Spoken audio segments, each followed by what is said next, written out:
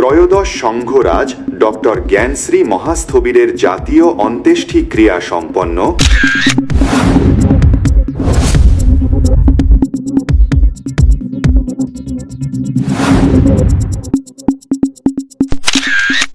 আন্তর্জাতিক খ্যাতিসম্পন্ন বৌদ্ধ সাঙ্গিক মনীষা ত্রয়োদশ সংঘরাজ অগ্র মহাপণ্ডিত ডক্টর জ্ঞানশ্রী মহাস্থবিরের 3 দিনব্যাপী জাতীয় অন্ত্যেষ্টিক্রিয়া ধর্মীয় মর্যাদা ও ভাবগাম্ভীর্যের মধ্য দিয়ে শেষ হয়েছে। শেষ দিন শুক্রবার অনিত্য সভা ও স্মৃতিচারণ অনুষ্ঠানে বিভিন্ন ধর্মীয় ও সামাজিক ব্যক্তিত্ব অংশ নেন। দ্বিতীয় পর্বে প্রধান অতিথি হিসেবে উপস্থিত ছিলেন সাবেক সংসদ সদস্য ও বিএনপি মনোনীত প্রার্থী গিয়াসউদ্দিন কাদের চৌধুরী।